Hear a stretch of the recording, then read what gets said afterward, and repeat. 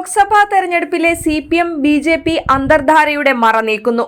ഇന്നലെ സംസ്ഥാനത്ത് പോളിംഗ് കഴിഞ്ഞ് ഒരു ദിവസം തികയും മുമ്പാണ് ഇന്ന് ഗവർണർ ആരിഫ് മുഹമ്മദ് ഖാൻ തന്റെ മുന്നിലുള്ള മുഴുവൻ ബില്ലുകളിലും ഒപ്പിട്ടത്. CPM BJPക്ക് നൽകിയ രഹസ്യ പിന്തുണയുടെ പ്രത്യുപകാരമാണ് ഗവർണറുടെ പെട്ടെന്നുള്ള അനുമതി നൽകലെന്ന് ചൂണ്ടിക്കാണിക്കപ്പെടുന്നു.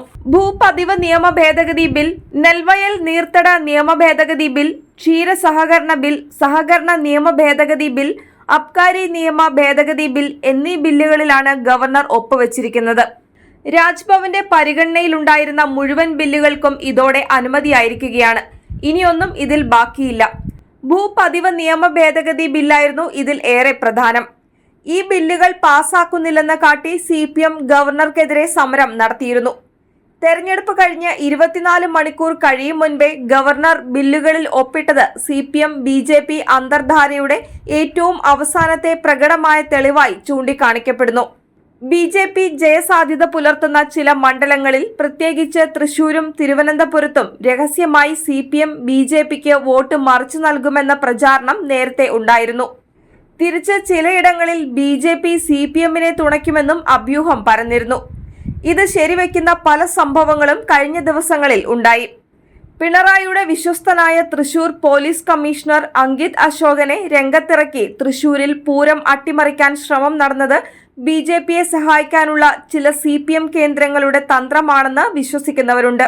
രഹസ്യമായ വോട്ടുമറിക്കൽ പരസ്യമായാൽ ഉണ്ടാകുന്ന വിവാദം ഒഴിവാക്കാനുള്ള കുറുക്കുവഴിയായിരുന്നു ഇതെന്ന് അവർ പറയുന്നു. ഒരു വെടിക്ക് 3 പക്ഷിയെന്ന നൂതന ആശയമാണ് പരീക്ഷിച്ചതെന്ന് വേണമെങ്കിൽ പറയാം. 1. പൂരവിവാദത്തിലൂടെ അതൃപ്തരായവർക്ക് BJPക്ക് വോട്ട് മറിച്ചു കൊടുക്കാൻ അവസരം. 2. കമ്മീഷണറെ സ്ഥലം മാറ്റിയതിലൂടെ പോലീസിനെ പഴിചാരി സർക്കാരിന് തലയൂരാം. 3. വിവാദത്തിൽ കടുത്ത നടപടിയെന്ന് തൃശൂരിലെ CPIയെയും കേരളത്തിലെ ഇടതുമുന്നണിയെയും വിശ്വസിപ്പിക്കാം. പൂരവിവാദം ആസൂത്രിതമാണോ എന്ന സംശയം പോലും ബലപ്പെടുന്നത് കേരളത്തിന്റെ ചുമതലയുള്ള BJP നേതാവ് പ്രകാശ് ജാവ്ദേക്കറുമായി കൂടിക്കാഴ്ച നടത്തിയെന്ന LDF കൺവീനർ EP ജയരാജന്റെ വെളിപ്പെടുത്തലോടെയാണ്. പോളിംഗ് ദിനത്തിലെ തുറന്നു പറച്ചിൽ വഴി EP പാർട്ടിയെ കടുത്ത വെട്ടിലാക്കിയെന്നാണ് നേതാക്കളുടെ പൊതുനിലപാട്. മുഖ്യമന്ത്രിയുടെ പരസ്യമായ തള്ളിപ്പറയലിനപ്പുറം നടപടി വേണമെന്ന അഭിപ്രായവും പാർട്ടിയിൽ ശക്തമാണ്. എന്നാൽ ഇനിയും വെളിപ്പെടുത്തലുകളും തെളിവുകളും പുറത്തുവരുമോ എന്ന ആശങ്കയും CPMനുണ്ട്. ഇന്നത്തെ കോൺഗ്രസ് നാളത്തെ BJP എന്ന പ്രചാരണമായിരുന്നു CPM കോൺഗ്രസിനെതിരെ തെരഞ്ഞെടുപ്പിൽ അഴിച്ചുവിട്ടത്. ദല്ലാൽ നന്ദകുമാർ നടത്തിയ ചില ആരോപണങ്ങളുമായി ബന്ധപ്പെട്ടാണ് ആദ്യം ശോഭാ സുരേന്ദ്രന്റെയും EP ജയരാജന്റെയും പേര് പുറത്തുവന്നത്. ഈ ചർച്ച വളർന്ന് രാഷ്ട്രീയ ബോംബായി പൊട്ടിയപ്പോൾ CPMനും EP ജയരാജനും കാര്യമായി പരിക്കേറ്റു. തിരുവനന്തപുരത്തെ മകന്റെ ഫ്ളാറ്റിലെത്തി BJP നേതാവ് പ്രകാശ് ജാവദേക്കർ തന്നെ കണ്ടുവെന്ന് EPയുടെ വെളിപ്പെടുത്തൽ ഞെട്ടലോടെയാണ് CPM നേതൃത്വം കേട്ടത്. വീട്ടിൽ വന്നവരോട് ഇറങ്ങിപ്പോകാൻ പറയുക എങ്ങനെയാണെന്നും രാഷ്ട്രീയം ചർച്ചയായില്ലെന്നുമായിരുന്നു EPയുടെ വിശദീകരണം. സംസ്ഥാന സെക്രട്ടറി സ്ഥാനം ലഭിക്കാത്തതിനെ തുടർന്ന് CPMുമായി ഉടക്കിനിന്ന ജയരാജൻ ഈ സമയത്ത് സമാന്തരമായി BJP കേന്ദ്ര നേതാക്കളുമായി നിരന്തരം ചർച്ചയിലായിരുന്നുവെന്ന് BJP നേതാക്കൾ തുറന്നടിച്ചു. ഏതെങ്കിലും നേതാവിനെ കാണുന്നത് കൊണ്ട് പ്രത്യേകിച്ച് ഒന്നുമില്ലെന്ന് പറഞ്ഞ് EP ജയരാജനെ മുഖ്യമന്ത്രി ന്യായീകരിച്ചതോടെ പിണറായിയുടെ മേലും സംശയത്തിന്റെ കരുനിഴൽ വീണുകഴിഞ്ഞു. തന്റെ സാന്നിധ്യത്തിൽ പ്രകാശ് ജാവദേക്കർ EP ജയരാജനെ കണ്ടുവെന്നായിരുന്നു ദല്ലാൽ നന്ദകുമാറിന്റെ വെളിപ്പെടുത്തൽ. തൃശൂരിൽ ഇടതുമുന്നണി സഹായിച്ചാൽ BJPക്ക് അക്കൗണ്ട് തുറക്കാൻ കഴിയുമെന്ന് ജാവദേക്കർ EPയോട് പറഞ്ഞു. പകരം SNC ലാവ്ലിൻ കേസ്, സ്വർണ്ണക്കടത്ത് കേസ് എന്നിവ സെറ്റിൽ ചെയ്യാമെന്ന് ഉറപ്പുകൊടുത്തുവെന്നും എന്നാൽ EP സമ്മതിച്ചില്ലെന്നുമായിരുന്നു ദല്ലാളിന്റെ വെളിപ്പെടുത്തൽ. BJPയിൽ ചേരുന്നതുമായി ബന്ധപ്പെട്ട് EPയുമായി ചർച്ച ചെയ്തുവെന്നാണ് BJP നേതാക്കൾ ഇതേക്കുറിച്ച് പ്രതികരിച്ചത്. തെരഞ്ഞെടുപ്പ് ദിനത്തിൽ നടന്ന തുറന്നു പറച്ചിൽ എന്തായാലും വലിയ വിവാദമായി കഴിഞ്ഞു. EPക്കെതിരെ നടപടിയെടുത്ത് മുഖം രക്ഷിക്കാൻ CPM ശ്രമിക്കുമെന്നതിൽ സംശയമില്ല. എന്നാൽ ഈ അന്തർനാടകത്തിന് പിന്നിലെ യഥാർത്ഥ നായകൻ ആരെന്ന സംശയം അപ്പോഴും ബാക്കിയാകും. ഈ ഡീലിൽ മറ്റെന്തെങ്കിലും നടന്നോ, ആരാണ് കൂടുതൽ നേട്ടമുണ്ടാക്കിയത് എന്നൊക്കെ അറിയാൻ ജൂൺ 4 വരെ കാത്തിരിക്കണം. എങ്കിലും തുടർച്ചയായി വന്ന ആരോപണങ്ങളിലൂടെ CPM രാഷ്ട്രീയത്തിന്റെ വികൃത മുഖമാണ് മറനീക്കി പുറത്തുവന്നത്. പാർട്ടിക്ക് ഇത് തിരിച്ചടിയാകുമെന്നാണ് പൊതുവിലയിരുത്തൽ. CPMനും BJPക്കുമിടയിൽ ശക്തരായ ചില ദല്ലാൾമാരുണ്ട്.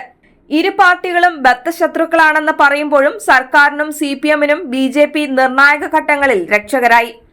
ഇടനിലക്കാർ വഴിയുള്ള ഡീലുകളായിരുന്നു ഇവയിൽ നടന്നതെന്നാണ് അറിയുന്നത്. പ്രത്യേകിച്ച് മുഖ്യമന്ത്രി പിണറായി വിജയനുമായി ബന്ധപ്പെട്ട് ഉയർന്ന പല കേസുകളിലും. സ്വർണ്ണക്കള്ളക്കടത്ത് മുതൽ മാസപ്പടി വിവാദം വരെ പിണറായിക്കെതിരെ ഉയർന്ന ആരോപണങ്ങളിൽ മുഖ്യമന്ത്രിയുടെ ഓഫീസ് പ്രതിക്കൂട്ടിലാകുമെന്നും യഥാർത്ഥ ചിത്രം പുറത്തുവരുമെന്നും മാധ്യമങ്ങളും ജനങ്ങളും കരുതി. ഇത്തരം കാര്യങ്ങളിൽ അന്വേഷണം നിലച്ചത് ശക്തമായ അന്തർധാരയുടെ പ്രതിഫലനമായി കാണാം. കേന്ദ്രം ഭരിക്കുന്ന BJPക്ക് ഒറ്റക്ക എംപിമാരുള്ള CPM മുഖ്യ ശത്രുവല്ല. പ്രത്യയശാസ്ത്ര അടിത്തറ നഷ്ടപ്പെട്ട് ജനാധിപത്യത്തിന്റെ കശാപ്പുകാരെന്ന് തെളിയിച്ചുകൊണ്ടിരിക്കുന്ന ഇത്തിൽക്കണ്ണി സർക്കാരിന്റെ നാളുകൾ എണ്ണപ്പെട്ടു കഴിഞ്ഞു. BJPയെ വർഗീയവാദികളെന്ന് പരസ്യവേദികളിൽ ആരോപിക്കുമ്പോഴും CPMനെ പോലെ വർഗീയത ഇളക്കിവിട്ട് പ്രചാരണം നടത്തിയ മറ്റൊരു പാർട്ടിയില്ല.